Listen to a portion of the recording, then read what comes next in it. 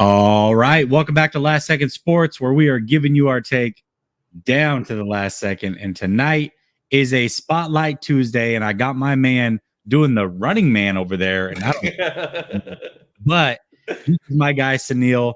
If you don't know him, So Real Sports Talk. He's my brother from another mother. Suneil, how you doing, my guy? Man, I'm doing fantastic, Jesse. It's been a long time since I've been on your channel. You've been on my channel quite a bit since I started back up, but it was great to hear that music again in my headphones. I was bopping to it, man. You just caught me in mid bop. That was just what was going on. Is that what it was? It looked like Yeah, you're doing the running man there at start. Nah, man, it was kind of that like Will Smith back in the day, that Fresh Prince thing. Got it. Perfect. Well, listen, if you guys are not tapped into Suneil's channel, the links are down in the description. Like I said, So Real Sports Talk. Suneil, there is a lot of change on the horizon. That is the thumbnail for this show, and it's coming full force very, very quickly this offseason. Mike McDaniel just got a job with the Dolphins, as everybody knows. We've got draft season in full effect. Everybody's got their mock drafts going. We've got free agency coming up. Jimmy G could be traded. So let's talk about a little bit of everything tonight. Could be. Oh wow, we still going down that route? Could Please, be soon. Could be soon. Let me put it. Right, let me reiterate. Could be. We soon. Don't want that debate again, please. Yeah, I think we're good to go over there. But with all these changes on the horizon and an off season right here coming up, what is your confidence level in this regime's game plan going forward? We obviously all have our opinions, who we should draft, who the free agencies or free agents that we should bring back or sign from other teams, what have you. But none of that matters. We don't make any of the decisions. What is your confidence level that this regime is going to get it right this offseason? Right. And Michael Miller actually just said, this guy was just on Jax. I was just on Jax. And my answer actually kind of is a segue from what we talked about. So last season, the 49ers were one game away from making it to the Super Bowl. Maybe a caught interception or one more drive down the field away from making to the Super Bowl. But when we were going to rate or give a grade for the overall season, as far as what the team did, it was just a B, which leaves a lot of room for improvement. Yet they still had a lot of success with this caliber of team. And I do believe that at all of the very significant positions, we have the guys or the guy that we need. So overall, I'm extremely excited about where the team is. Now, the second part of your question, do I believe this regime is going to make the right decisions? One thing that you and I both have been talking about all season was the maturity of Kyle Shanahan. And I think we saw it in the second half of the season with some of his decision-making and some of his choices.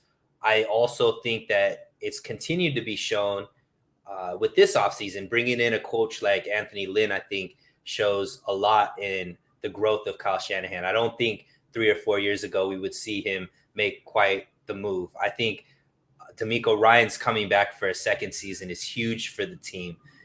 So I do believe, and I also believe that if you take out the 2017 first round draft, if you just take that draft out, somehow erase it, flash a thing it with the Will Smith Men in Black, nebulizer or whatever it's called, whatever that word is, they draft pretty decent.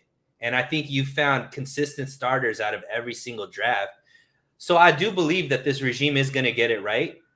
I hope that they don't pick offensive line with their second round pick, because that is one thing that I don't think they get right as far as drafting high in the with the offensive line. But overall, I do trust this regime. I do trust from the top down.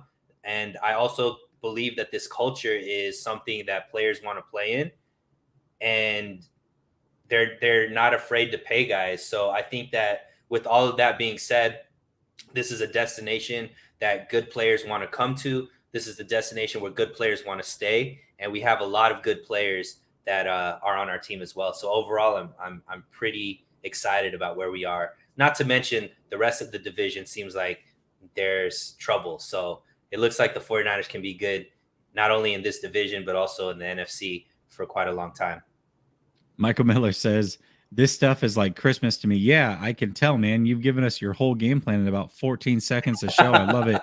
We got everybody who you want to draft, everybody who you want to sign, and I actually like the game plan for the most part. I mean, you've laid it out very well. So I appreciate you tapping in as always, Mike. Love it. But I want to touch on something that you just said, Suneil. So you talked about this team drafting well. And I think there's a perception that this team does not draft well.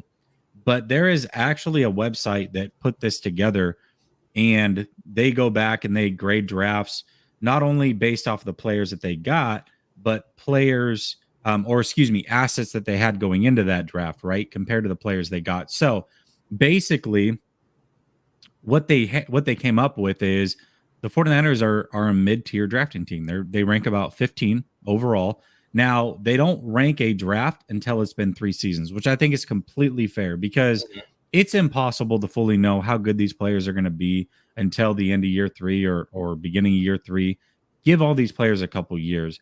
I think Debo is a prime example of that. Now, we all thought Debo would be good, but what he showed this year was light years above what he had shown in the past, right? Yeah. So I think it really does for most players take 3 years, unless you're a crazy freak like Jamar Chase or something like that, right? So yes, they're a mid-tier draft team, which is not bad by any means. They're better than what I think a lot of people would say that they would be. And That Jesse, being said, not to cut you yeah, off, that ranking also is with that 2017 first round. So yes, if you were, and which I'm sure dropped them severely because yes, Solomon Thomas, Reuben Foster, both are really bad picks in that draft. So if you were to take that out, which obviously you can't because it happened, but just imagine if you take that out, I'm assuming that mid tier goes in maybe top 10, maybe top 7, based off of how bad that first round was. yeah, you're right, because it wasn't just Solomon Thomas. It was 2 bad draft picks with Right. Reuben Foster as well. Mm-hmm. So yeah, you're absolutely right about that. So they actually do draft pretty well. And there, like I said, there are sites out there that do a good job of laying this out and showing it. But Kelts wants to know, will we be able to afford a first? Yes, absolutely. It just depends on if they want to trade and get one. It depends on what they get for Jimmy. And we'll talk about that in a little bit. But as far as overall confidence level, man, I'm supremely confident right now in this regime. I am. This is now their 6th time doing this for most of these guys. And I feel like they've got some really good pieces in place. I love some of the changes that they've made to the coaching staff and will continue to make. I just think they now know exactly what they want. They've got a good core of players, so they don't have to overpay anybody. They don't have to over chase a player or do anything like that or overdraft players. They can just kind of sit pretty and let things come to them. And I think that the 49ers, it's a lot like, now, obviously without the championships, right? But when you talk about great teams, basketball, you talk about the Spurs, you talk about the Patriots in football. No, these guys are not always perfect, but they've got a game plan in place. And I want to credit, a lot of people crap on them, deservedly so. But York deserves some credit right now because he's kept this whole thing together. He didn't panic. A lot of us as fans at 3-5 wanted sweeping changes, myself included, and he just stayed the course. And the fact that he's given all these guys extensions, he's allowed them to come in and make the football decisions and stayed out of their way. I think he deserves some credit for what this franchise looks like, the direction that it's headed in. So I think that Shanahan deserves credit. Lynch deserves credit. And above all, I think York deserves credit for staying very, very patient with this regime for sure. So that being said, I am very, very confident in this regime to get it right this offseason. Now, I'm definitely going to debate it.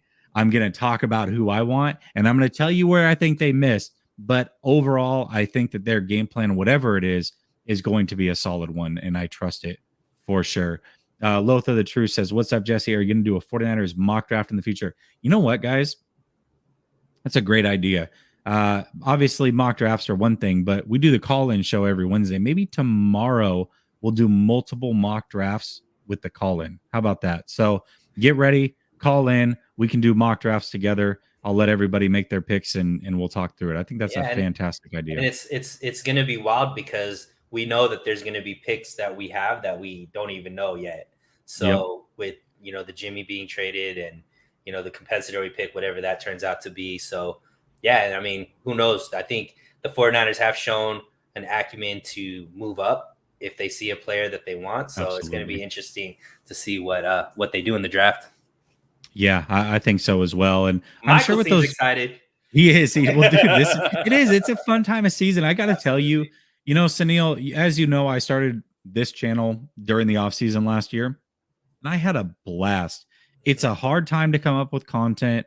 It's just a weird time because not as many people are tuned in, but to build the platform during that gritty time, I love this time of year. I think that this is the type of this off season, and really the off season in general, is where content creators can set themselves apart and be unique in the things that they do and the content they bring. And so for me, I'm very excited about the off season. I think it's going to be a lot of fun. And obviously the viewership will be down because season's not going on. But for those that stick around, I really feel like those fans are going to be very, very educated, not only from my show, but other shows, and then things that they geek out on themselves. These are the core fans that really, when I send a tweet out or I'm talking to in the channel, this is the core, the diehards that I'm really talking to, because I know that this group of people knows what the hell they're talking about. You know what I mean? Dude, I've already done like 50 mock drafts in that PFF simulator. So I'm right there with you, man. I'm doing it. That's like at least 3 a night. So Yeah. that's just like before I go to sleep, I'm doing a mock draft in that simulator. It's so It's fun. so fun, man. It's so fun. Yeah. You know what? I'm not a big fan of PFF's grades unless it fits a narrative that I'm trying to talk about. Like today with Compton and McGlinchey, that was a fun one. But overall, I don't really care for PFF, but I do like some of the statistics that they have. Not the ones where they come up with the rating, but the actual just overall statistics. And I do like their mock draft simulator. I think they do Their a good job simulator there. is the So best. It's the easiest to use, and for sure, for it's pretty sure. fun. Yeah. Absolutely. All right. Well, speaking of future picks that the 49ers may have, Jimmy G's trade value, it seems like every time somebody else, another expert, talks about it, it keeps getting more and more and higher and higher. Do you think that this is a perceived thing, or do you think his trade value is actually climbing by the minute? So I think his trade value. So it's kind of an interesting situation where, as more and more people are looking into this draft and the quarterbacks that are available in this draft, I think all free agent quarterbacks draft are a status that's already in the NFL is kind of raising, because there's not somebody that's in this draft that people are looking at and saying this could be a bona fide stud in the NFL, which kind of had been what people were talking about with this 2022 draft already. Was this was going to be a weaker quarterback draft. The 2023 draft is going to be better, and obviously this year's draft in 2021 was pretty good with the quarterbacks that came out. So I think with that, and then obviously with the Tom Brady retiring, Ben Roethlisberger retiring, nobody really knowing what's going on with Aaron Rodgers, what's going on with Kyler Murray, what's going to go on with Russ. So, and then there's a lot of these teams that have already kind of gone all in, like a Carolina, that their quarterback thing didn't work out. So I think there's a bunch of teams that feel like they're a quarterback away from taking them to a playoff team, taking them to maybe a competitor. And they see a guy like Jimmy, who out of all the free agent quarterbacks has the best resume. And Jimmy isn't a free agent necessarily, but I'm saying somebody that's definitely on the block that for sure you can get, because the 49ers are definitely going to trade him this season. You talk about a guy in the last 5 years that's been to 2 NFC championship games and a Super Bowl. There's not that resume out of many quarterbacks that is available, especially somebody that you don't have to give up multiple first round picks for, because Russ is probably available, but you're going to have to give up a boatload for him. Aaron Rodgers is available, but you're going to have to give up a boatload for him. Kyler Murray may be available, but you're going to have to give up a boatload for him. Jimmy's available, has had a lot of success, but you're not going to have to give up multiple first round picks for it, right? They're asking for a second round pick or a third and a player. So I'm, teams like Carolina, teams like the Steelers, who feel like they're a quarterback away from really making some noise, I think they look at it and they say, hey, maybe we should get into this versus, kicking the can down and picking a quarterback out of this draft, hoping that it's going to, make a change for us. Yeah, and you know what? I think that teams can do both, to be real with you. If they really like one of these quarterbacks, it's not like you have to take them in the first round. Most of these guys you can get second round or later. So if you really like one of these guys, let Jimmy come in and be your bridge guy. Trade a third and a player or a second, draft somebody in the third, whatever you want to do. But I just feel like the teams that could benefit most from a player like Jimmy, luckily for the 49ers, are actually in play for a quarterback. We're talking about teams that have good defenses, good offenses built around a player like Jimmy, and they're just missing that piece. You talked about the Panthers, you talked about the Steelers, also the Commanders. I think the Commanders absolutely could be in play here. So when I look at these teams, even another team, the Saints, like when I look at these teams, I'm like, okay, like Jimmy fits the need. And for as inexpensive as he is, and going into the draft, talking about that, it's now coming out that many scouts or front offices believe there's not a starting level quarterback in this whole draft. That's crazy. Like it's more about supply and demand than it is the skill set or lack of skill set from Jimmy G. And I think this is the perfect year to make that trade. And even better, you look at how late that first round pick is going to be that they had to ship off to get Trey Lance. And then if you can recuperate, let's say a second for Jimmy, all of a sudden you basically traded 2 first round picks and a third round pick, 2 late first round picks and a third round pick for Trey Lance and a second round pick when it's all said and done. That's a pretty good load right there. So I feel like the 49ers are in a really good spot here. And I do think that the trade value is climbing up, especially because now it almost seems as if Rodgers may not go anywhere. The Russell Wilson thing is starting to settle. He may not go anywhere. So the more quarterbacks that stay put, the better. The draft quarterbacks, again, it seems like they're dropping by the minute. This is a good thing. So I do think that his trade value is climbing. Now, how high that is, I don't know. I mean, you've got Peter King and some of these guys saying, oh, guaranteed first or first and other picks. I don't know, man. I just personally don't see it. But if they get that, even better. Like it's all getting better, it seems like, by the day. But I'm curious, like, when do you think a trade for Jimmy goes down? Do you think that they're going to have to wait on guys like Watson and Rodgers? Like, how do you see this playing out? So I feel like the teams that are interested in Jimmy aren't necessarily interested in Watson and Rodgers, because those are teams that are willing to go all in, because that's, I think, what you have to give up to get a Rodgers for sure. You're not going to get him for just 1 first round pick. It's going to be a package. So I don't know if those teams, like, people are saying Pittsburgh, but I don't think Pittsburgh's the type of team that's going to give up multiple first round picks for Aaron Rodgers. It just doesn't. That's never been their MO. So all of a sudden to do that, I don't think. So I before I used to think that those dominoes had to drop first, but I don't think that's the competition. I think it's those teams that are willing to give up, second or third round pick to just upgrade their quarterback room. Those are the teams. So I think Pittsburgh falls in there. I think Carolina, New Orleans, I think some people are saying that could be in there. And New Orleans has some cap issues, so I don't know if they're going to be able to necessarily do it. But for B, I think realistically what you got for Carson Wentz last season, like a third and a conditional second that ended up turning into a first, I think that's reasonable for where the market is and what you could get for Jimmy. You get a third this year and then a conditional second that could turn into a first if it hits, if he plays, a certain amount of games and stuff, like how Carson Wentz's deal was. So that ended up being a third and a first that they got from Indy because he played the whole season.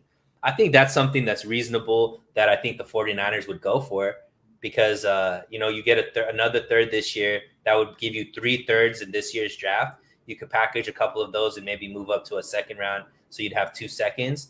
And then if Jimmy, stays healthy and plays well, that second round pick next year could turn into a first round pick. I think that would be amazing. And I don't think either team would really lose in that situation, because if Jimmy's healthy and plays well, that team's probably a playoff team. At that point, they're not really giving up much to get a first and a third to make it back to the playoffs.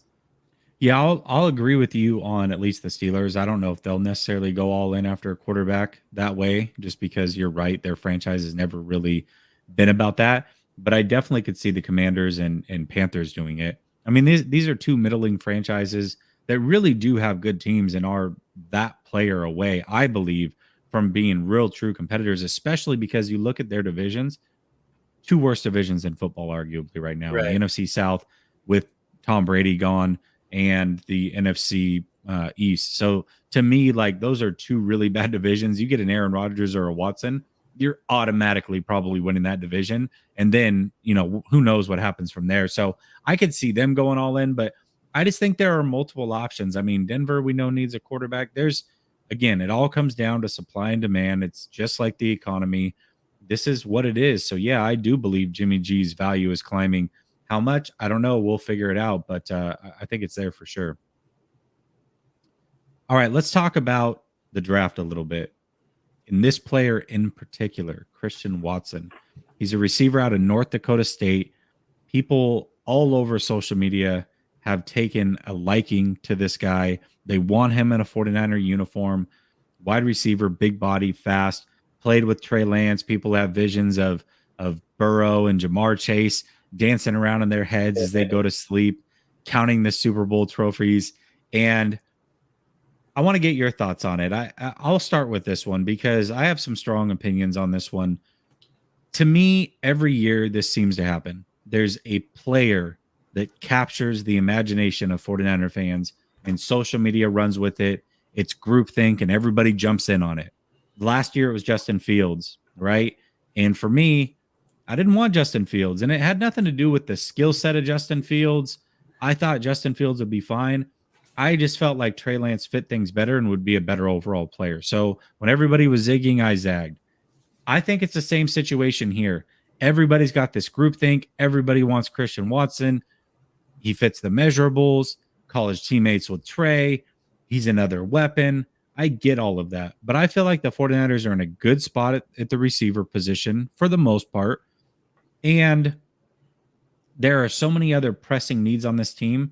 And the other thing that I will argue is that Christian Watson is not Jamar Chase. I mean, that should be pretty clear. Now, I'm not saying he may come in and just be amazing, right? I don't want to just put limits on this kid, but Jamar Chase was thought to be by a lot a generational talent. A lot of people disagreed with that, but there was a big chunk of people that thought that. This Christian Watson kid, his stock's climbing. They're saying he's a third or a second round pick. They're not saying he's a top 10 pick, at least not yet. We'll see what happens at the combine and whatnot. But for me, I just feel like there's so many other things that this team needs, and they would be doing themselves a disservice if they went after Christian Watson, at least in round 2. If he's there in round 3, I'll listen to it, right? Because at that point, you've taken care of some needs in round 2 and hopefully multiple picks in round 2 if we're talking about a Jimmy trade. But round 2, at least where they're at now, I don't want anything to do with Christian Watson. So for me, I'm not going to fall in love with a kid that I don't think that this team should go and get in this draft. What are your thoughts on that? Yeah, I mean, LSU and DSU, there's a little bit of a difference as far as like those offenses. Right. A lot of people, I mean, I'm a big Trey Lance fan. I mean, I actually was one of those guys that was Justin Fields a little bit over Trey Lance, but those are the two that I wanted over, Zach and whoever else was on Mac Jones and stuff like that. But NDSU, people don't realize Trey Lance averaged 16 passes per game with NDSU. So it's not like the wide receivers in that offense were getting the ball a lot. And so I don't know. I mean, obviously most people's highlight tape is going to look amazing because it's the best plays that they have.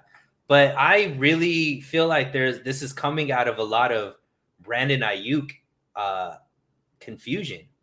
People are looking at Brandon Ayuk as a bust. People are looking at Brandon Ayuk like he's not that dude. And I put up a stat on my Twitter, and it basically states I showed, through the regular season and the playoffs, Brandon Ayuk was targeted 5 or more times, 12 times. In those 12 games, he had over 800 yards in receiving and 5 touchdowns. If you stretch that over a 17-game period, he would have been close to 1,200 yards and 7 touchdowns. So Brandon Ayuk isn't a product of not being a good player. He's a product of being an underutilized player because of the scheme and the decision-making of the quarterback that he was playing with. If you look at the breakdowns of Jack Hammer and the film that he does and the film that you do, Ayuk is open a majority of the time because he's a great route runner. He has amazing hands. But the problem is he's always the deep route. And Jimmy wasn't very confident in being able to make that throw. So he just didn't get the ball as much. But when he does get targeted, he's very productive. And we've seen him make phenomenal catches. I think once people see in his third year, especially with Trey Lance, who we know will make those throws and will make them a lot more accurately than Jimmy would as far as the deep ball, I think that we don't need that position. And especially with Juwan Jennings, I know he's also a restricted free agent. I assume that he's going to be brought back because of, the level of play that he has. But if you're looking at a receiving core of Debo, Ayuk, and Jennings, along with Kittle, where is this kid going to play? And if you're utilizing a second-round pick on a guy, you want him to be a day-one starter. And I think the 49ers have already blown last year's second-round pick without getting a day-one starter out of it. I just don't envision doing it again with a guy like Christian Watson. I think that I would much rather them go for a secondary pick with their second round. And that's how I see it too. I think this is just getting excited rather than looking at what will actually make the team better. Yeah, and there's some comments in the chat, and this is what I like about my chat is they're never afraid to have a different opinion. And let's talk through it real quick. So we'll go through these 3 comments. Ant or Can't, if Watson is available and Trey has chemistry with him, why wouldn't we pick him up? And then we've got KW says, you remember when the Bengals drafted Chase? Now they're in the Super Bowl, just saying. And then JC Montana says, Brandon Ayuk literally walked out of bounds in the championship game. I don't think he walked out of bounds. I really think his momentum just carried him out of bounds. Right. It does look like a weird play, but when you look at it from all angles, it was just kind of a weird deal. I think he did lose track of where he was at, and also his momentum was carrying him that way. So I wouldn't go that far that he just walked out of bounds. But yeah, maybe he was paid. I don't know. But yeah, as far as these other guys go, yeah, listen, if you can sell me on the fact that Watson is that deal, like he's the next Jamar Chase, he's a generational talent. We just talked about early in the show how most guys it takes 3 years, and we believe that Ayuk in year 3 is really going to show out. Especially we talk about chemistry. He and Lance are going to be working out a majority of this offseason together. They worked out a majority of last offseason together. I won't say a majority last year, but they worked out last offseason together, and they're going to do it again this year. So I think they're going to develop quite a bit of chemistry.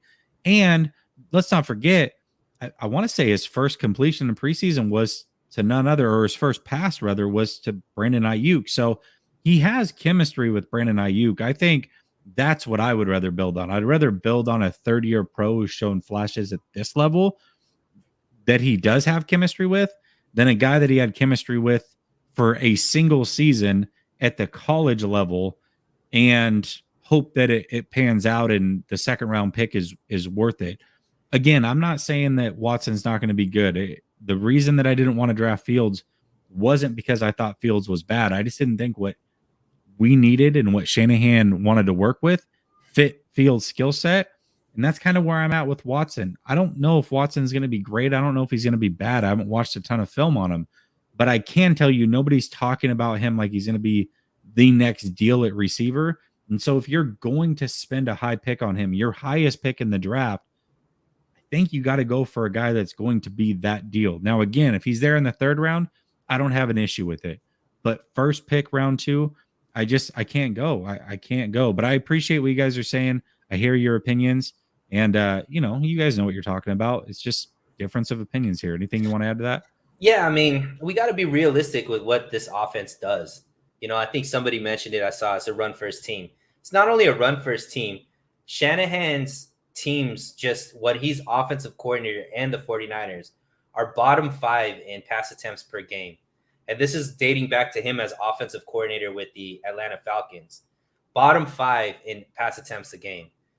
Unless you can guarantee that Christian Watson is going to be levels above Brandon Ayuk. That's the only reason why I would bring it. And I don't think that anybody could confidently say that. Christian Watson isn't getting a first-round grade. Brandon Ayuk was drafted in the first round. So you're thinking now all of a sudden there's got to be enough targets for Debo and Ayuk and Jennings. And then, by the way, we also have this tight end that's pretty good in Kittle. And we've just brought in a new offensive coach in Anthony Lynn, who loves giving the ball out of the backfield to the running backs. So that's more targets there too. Where are the targets for another stud receiver? Like, they're just not there. So why would we utilize a pick in something that just isn't, there's just not enough targets there to justify using a second, even a third round pick, Jesse, in my estimation, on a receiver, especially when you got so much production out of a Juwan Jennings, who was a 7th round pick. I just don't see a need. I think it would be a waste of talent. And we could definitely utilize those picks more in the secondary offensive line, where there's a definite need to make this team that much better, live up to their potential. Well, we'll talk about it in a second. We may have a different philosophy when it comes to the draft and where the 49ers are at, but I want to address this comment. This is Coach Johnson. Appreciate you tapping in, Coach. Always love your 2 cents and going back and forth with you on Twitter. 49ers to Bengals is not a proper comparison. The Bengals didn't have weapons that the 49ers have. The 49ers have 2 all-pros, a wide receiver and a tight end, which is very true. I wouldn't say the Bengals didn't have weapons, though. They did have T. Higgins and Tyler Boyd. Those are pretty good receivers. But, I mean, to your point, and Auden Tate I don't think is bad either, but to your point, they didn't have all-pro caliber players that are pass catchers on this team. So, and they have a different quarterback, Jesse. Look, for everything we say about Trey, he's not like Joe Burrow broke every single college record with how many times he attempted to throw the ball with LSU. He was throwing the ball. I think there was one game where he threw like 60 times. Yep. Trey Lance averaged 16 throws per game. I think people don't realize that. He has a strong arm, but he wasn't somebody who threw the ball a lot. They were a power run offense over there in NDSU. He ran the ball a lot on a lot of quarterback draws and things of that nature. He literally averaged 16 passes per game. Yep. So to expect him now all of a sudden to go to the NFL and be a quarterback that throws the ball 40 times, it's not there. He's not that type of quarterback. He's still going to be a play action quarterback. We're just going to be able to see him take the top off the defense because he has a stronger arm. But don't expect him to all of a sudden have Joe Burrow numbers or Patrick Mahomes number. I don't think any of us are expecting that. Well, yeah, here's the other thing too, is I bet you all these people that want Watson also expect the 49ers to pay a bag to Deebo Samuel. I don't know who wouldn't want to pay a bag to Deebo. So unless your thought is, okay, well, we're going to keep Deebo for one more year and move on, try to trade him and get something for him, I don't see the point of bringing in a guy that, if you think he's got number 1 wide receiver written all over him, so is Ayuk going to move to 3? Is Deebo going to move to 2? Are you going to keep Deebo? Are you going to get rid of him? And if he doesn't have number 1 receiver written all over him, why the hell are you going to go get him? So I just think it's a contradictory point. I really do. And I've seen people say, well, this offense needs an infusion of talent. They needed something injected into him to get more points, which I agree. They only scored 18 points or just under 18 points in the playoffs with all the talent that they have on this team. We talked about some of it. They have even more of it when you talk about guys like Mitchell and the offensive line. But that infusion is Trey Lance. Right. Like, he's the infusion. So you don't need another infusion on top of that. He is the infusion. So that's the way that I look at it is, the 49ers are fine, right? There are other pressing things they need. Again, for me, I'll throw it out there again. Third round, if you really, really love this kid and he's available, sure, take the flyer. But second round, I'm absolutely not doing it. And at this point, the way he's rising, he probably doesn't get out of the second round, and that's good for him. I hope that he kills it in the NFL. And again, it has nothing to do with the talent. It's just about what this team needs and doesn't need. So let's talk about that for a second, though. There are different draft strategies available, obviously, right? You can go BPA, which is best player available. You can go position needs. Do you think the 49ers right now are in a position where they can just say, screw it? I don't care what's available. I don't care what our needs are. Our team's that good. We just want to add an influx of talent. Best player available. That's what we're going with every round. What are your thoughts on that?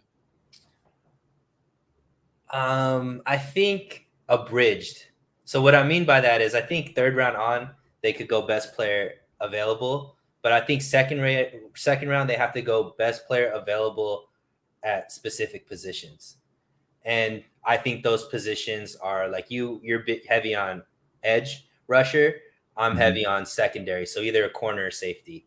Because I think at pick 61, let's just assume that that's going to be their first pick, which is a big assumption because that possibly could be the second of the second round picks that they get, depending on what happens with Jimmy and how they package their other picks to move up. But I really like, because I think K1 is gone. Tart is a question mark. So I think we should keep him, but there is a reality whether he can, walk as well. I think that slot corner and that safety position to me are what needs to be addressed first, just because that's a big weakness. And I think that it's a very important position in our team for how this defense plays that we don't have a necessary solution for immediately. So I think that that's where I would go. Best player available at that position. And then third round on, you could go best player available at any position, because I think that there's a lot of depth in this draft at the types of positions that the 49ers need, namely a center and guard position, that they can just kind of see who falls to them based off of how everybody else is drafting around them. Yeah, absolutely. And everybody in the chat, they've got their own opinions on it. Some people are saying specific positions. Some are saying best player available. Swan Song, I think it was, said best player available at specific positions. I like that. Like, have your 3 or 4 positions, and out of all those positions, we're just going to take the best player available. Right. I think that's a great strategy. That's what I'm saying too. Yeah, well, exactly, which is pretty much your point. Mm-hmm. I think the 49ers are in a position where they can go best player available. I really do. But I think looking at this draft, now obviously who knows how it plays out on draft night, but when I go through the draft, the best players available tend to be at the positions that they actually need, right? Right. And at very important positions. Secondary, very important. Tackle position or interior offensive line, very important. Edge, very important. So to me, when I look at it, I think that they can get a high-level player, arguably the best available at those positions in need. And that's exactly what I'm doing. I think the 49ers have enough talent to where if you just add more talent to it, that no matter what, they're going to be able to figure it out regardless. So, just go out, get the best player that's going to make your team better and figure it out from there. You can never have too much talent. There's no rule that says you can't have the 3 best linebackers in the league or the best corner in the league with the best linebacker. Like, there's no rules against it. Just go out and get the most talent that you can get and stockpile. And from there, you can figure it out. You can figure out who to pay. You can figure out who to trade, whatever you got to do, but just go get the best player available. And I'm cool with that strategy. And I think the 49ers are in a position where they can make that happen. And I think, letting the board come to you, don't fall in love with particular players, which again, it gets back to the very first question that we opened up with, which is how confident are you in the 49ers overall offseason strategy? And we're both very, very confident. So, whatever they decide to do, I'm sure will be great, but we definitely have our own opinions on it for sure. What's up, Runa? He says, I was on LSS show when we drafted Lance. Yes, you were. I wish I had the video available, man. You got to remember that was on the old channel, and that channel's gone, man. That was a memorable night. Yes, we did call-ins all night, and you were a part of that crew when Trey Lance got drafted, and the excitement that I had in that moment was, I remember I was yelling Trey area all over the place. yeah, I was like, we just got ourselves a player. 49er fans, you should be geeked about this. I was definitely pumped up. And Waruna was right there, man. He was trying to ask me questions, and I was just yelling with excitement. Probably not making a lot of sense, but we appreciate you, Waruna. As always, let me show you some love.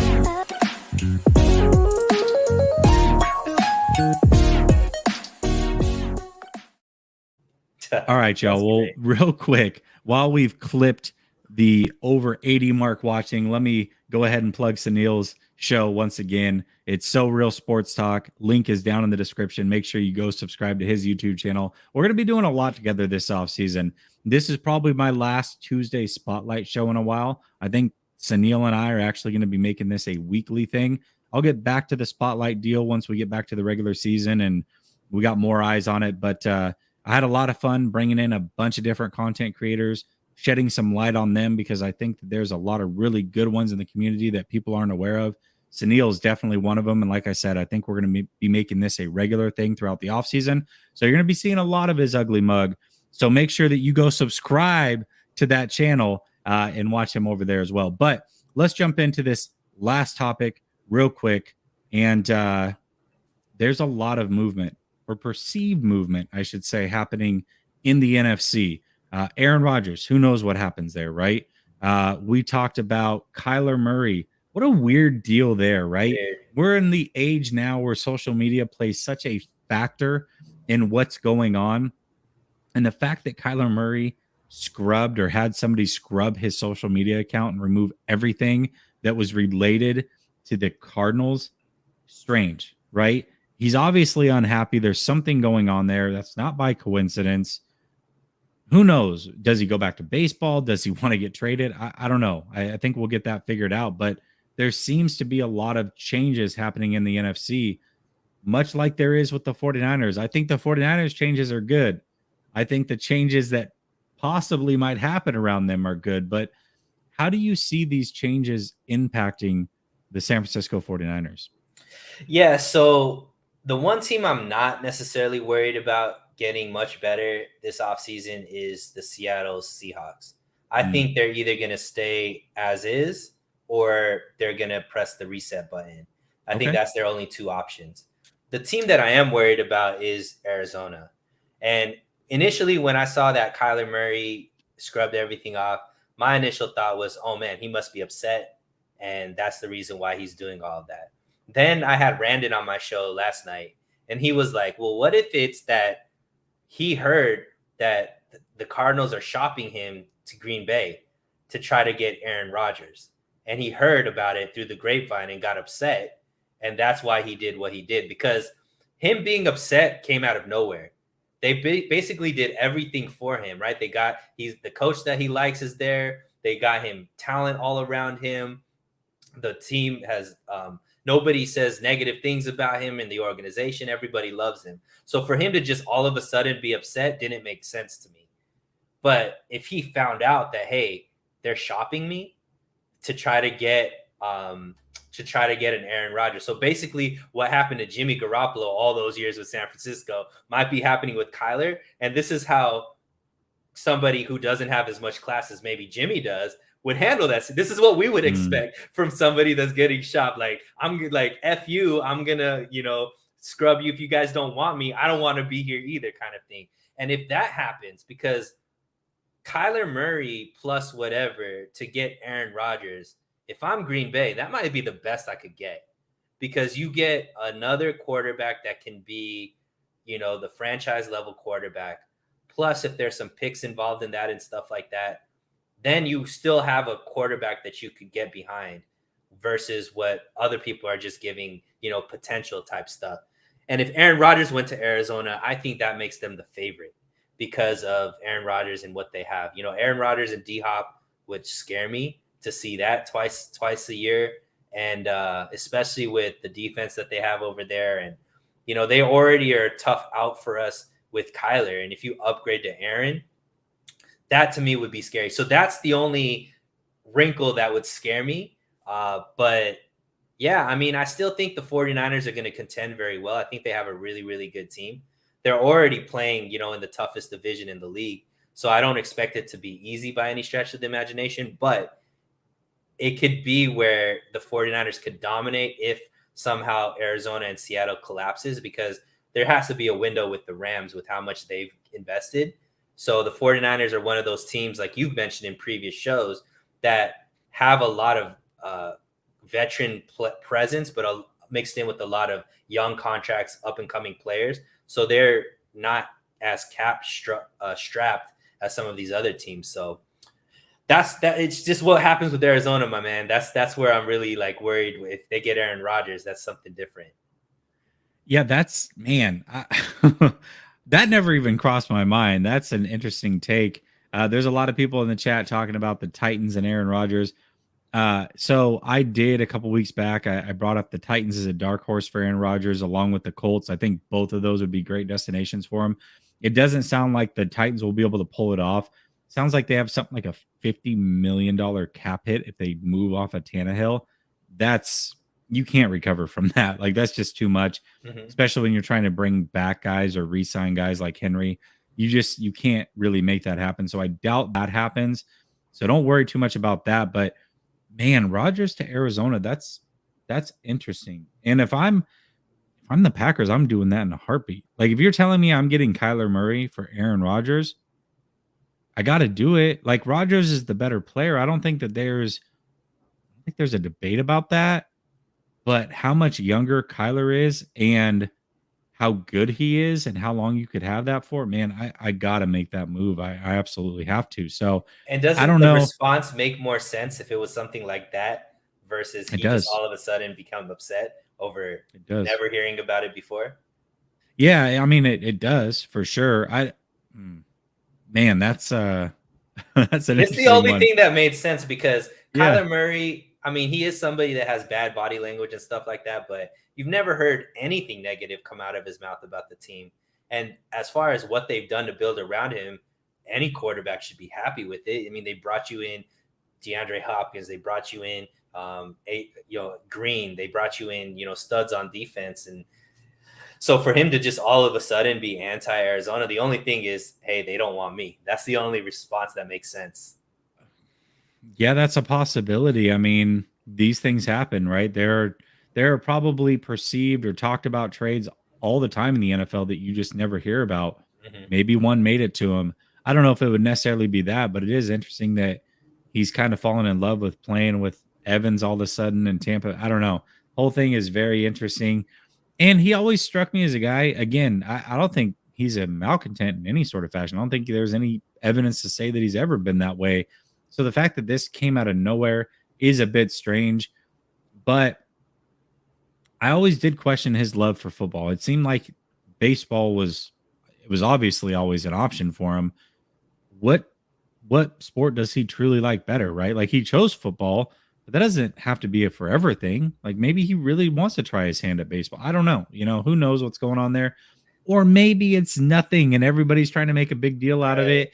And he's got a new team that's taken over for him. And they're like, hey, listen, we're going to scrub, most of your team stuff off. We got brand deals for you that we're going to fill. Who knows? Who knows what's going on? But it is a weird deal to Right. come out of nowhere. And it definitely, there's something going on. How big, how small? I don't know.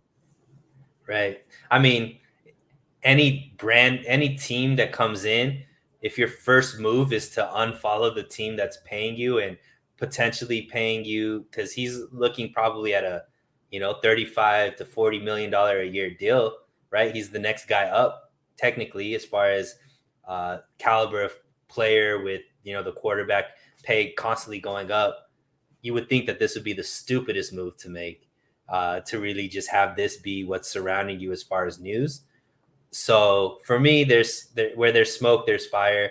I'm sure if it comes out that this is nothing, it's probably because behind the scenes they figured something out. But there's no way that they could make me believe that he just thought this was a good move to just unfollow everybody that has to do with the Arizona Cardinals and think that that isn't going to make waves because you're the franchise quarterback, right? Yeah, somebody says Kyler Gorman. Is it Bishop Gorman or Gorman Bishop? Either way, it's funny. Very, very strong comment coming in there. Yeah, listen, there's something. It could be as simple as contract negotiations too, right? Maybe his team with the Cardinals, they've entered those conversations. The prelims have not gone well, and his team saying, "Listen, we're stripping everything. This is just our way to get you more money. Chill out. Let us handle things. We got this." It could be that simple as well. You know, a lot of these guys probably don't even run their own social media, so who knows what's really going on there, but we're going to find out. And again, Kyler Murray leaving Arizona, unless it's for Aaron Rodgers, is a good thing for the San Francisco 49ers because he's a really, really good player and they have some weapons over there. Some people think Kyler Murray's a choke artist or isn't. To me, I think he's a top 10 quarterback, and I don't think it's really debatable. You know, we can talk about showing up big in the playoffs and all that aside, Kyler Murray is a talented little dude, and he's going to cause the 49ers a lot of problems for years to come if he sticks around in Arizona. Do you think he's a top 10 quarterback? Or do you think I'm off my rocker? Yeah, I mean, I think he's a top 10. I don't know if he's, I think there's a group of young quarterbacks that are separating themselves. Like I would take a Herbert, a Burrow, Mahomes over Kyler Murray. Just because of the size and just, Allen, Allen, obviously, yeah. So I think those four quarterbacks kind of separate themselves. Watson, if he can get out of his legal stuff. Yeah, I mean, I'm kind of just, I don't know about Watson. I don't think he comes back anytime soon. For me, it's just a lot to overcome, and nothing good has come out of anything. And it's been a whole year, and still nothing positive has come out. It seems like that's not a positive. That's not going in a way. But yeah, I just think the league is trending to these bigger arms, bigger body, mobility type stuff, and Kyler Murray has the accuracy and the mobility, but doesn't have that size that I think just naturally doesn't give him that above average edge that these other quarterbacks have, which is why I love that we have Trey Lance, because he does have that size, the strength in the arm, plus the mobility. As long as he gets developed the right way, I think we have another stud in him. Yeah, I mean, listen, Kyler Murray, there's definitely something that he doesn't have that can't be taught, which is that size. But he also has something in his favor that can't be taught, and that's that quickness. I mean, incredible quickness.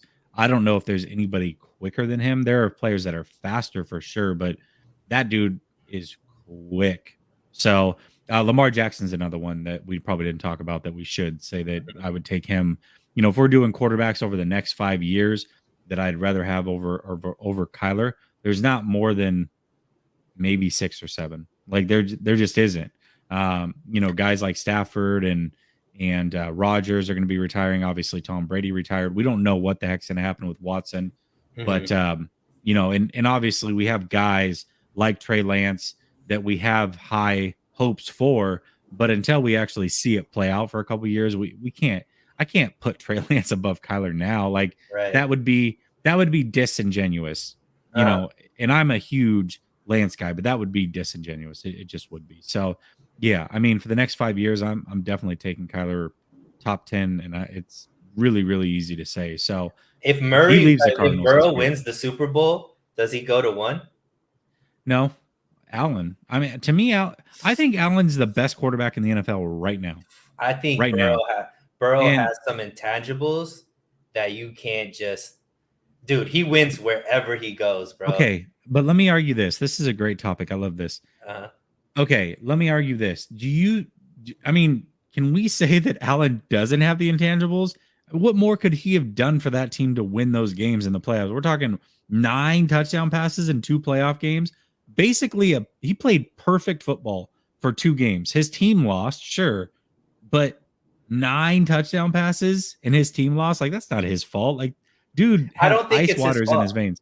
I don't think it's his fault, but what I'm saying is there's something to be said about a guy that like Burrow that just takes teams that weren't expected to do things and does it and do it on multiple levels. Like there's just something to be said. There's that like you can't explain it. He It's has not that intangible, right? You can't write it on paper. I know what you're saying. And I just that Joe Burr, that like Joe Cool, like whatever it is about him, if he takes this Cincinnati team and they beat the Rams, you know, he went 2-0 against Mahomes this year and then beats the Rams in the Super Bowl. A team in Cincinnati who a couple years ago, that coach was about to get fired. And now he that same coach goes to the Super Bowl and wins the Super Bowl. There's some like Joe Burrow is something else to me, man. And yes, I agree. You're happy with both of those quarterbacks if you have any of those, but I don't know. There's something to just be said. It's something that Tom Brady has that you just can't explain how he's winning no matter what the situation is. I think Joe Burrow has that, and I think Joe Burrow has that more than any other quarterback in the league right now, which is insane to say after somebody who's only been in the league for 2 years. He's really good. I don't like to get caught up in recency bias for anything. I mean, 2 years ago, hell, even last year before the Super Bowl, Mahomes was the greatest quarter. Is he the greatest? Is he already better than Joe Montana and Tom? Like Right. that's you know what I mean? Like this stuff happens all the time. Major recency bias. If I'm being real, I'm still not putting him above Herbert. If you give me my choice right now between Herbert and Burrow, same draft class, I'm taking Herbert. I am. Like I love what Burrow brings to the table. 3 years that Burrow's had. I agree with that. But again, it comes back to things that can't be taught. You cannot teach 6'5" cannon arm with athleticism. I also think, you know, sure, winning's a thing, but I can't argue against Jimmy G stands all season and saying quarterback's not a win or wins is not a quarterback stat. And then when it comes to this, go, well, I'm taking Burrow because he wins. Like that would completely go against everything that I've ever said.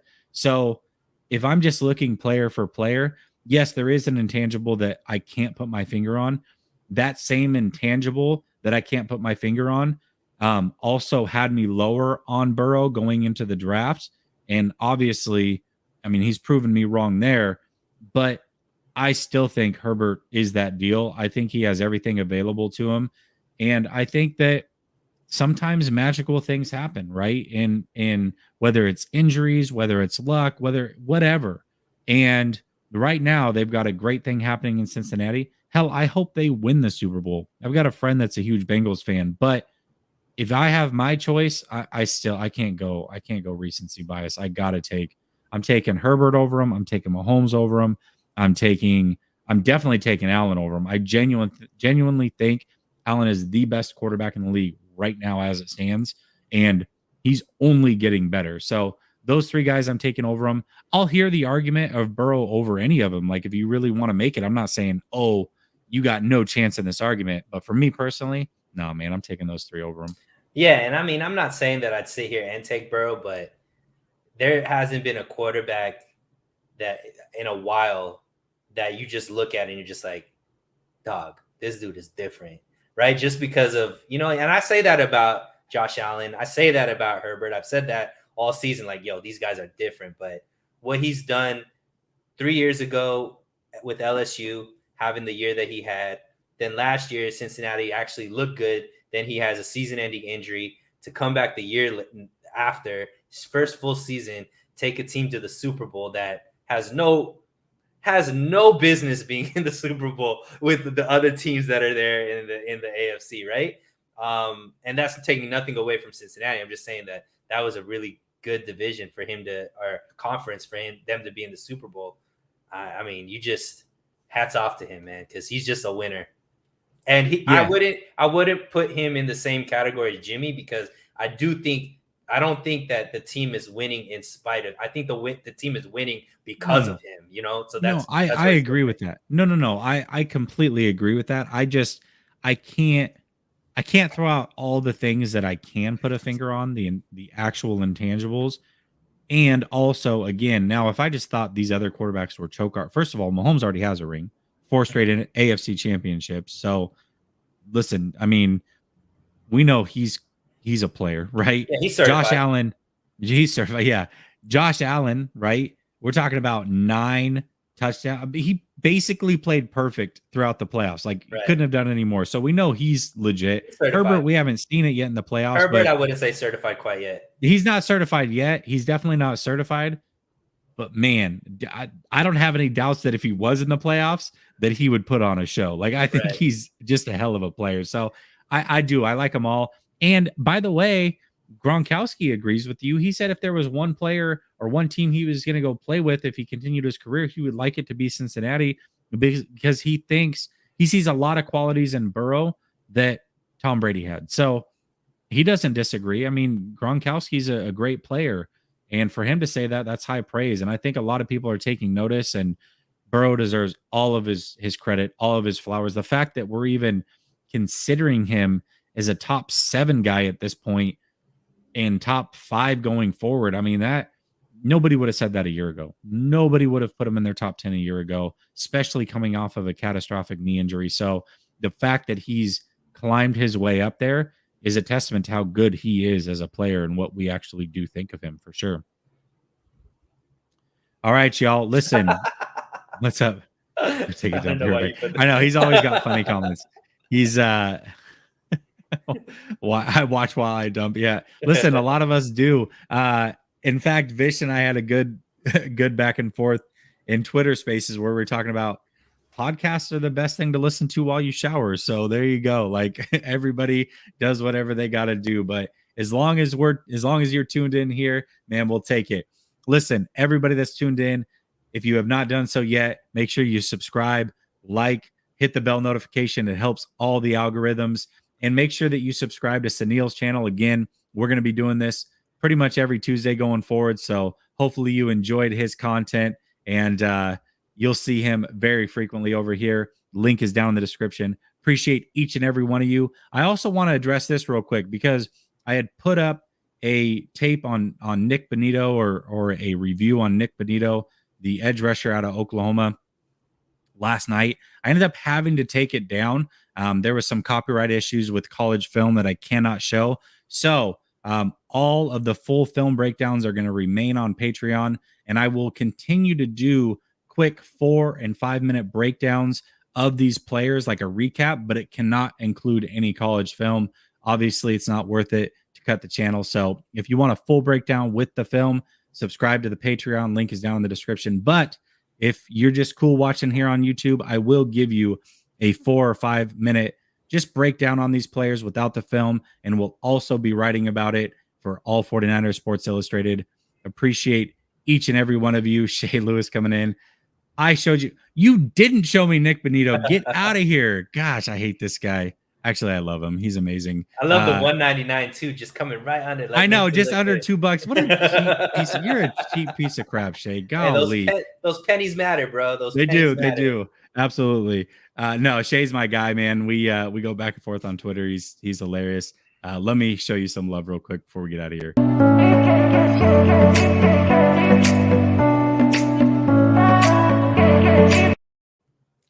All right, y'all. Have a great night. I didn't know you had that one.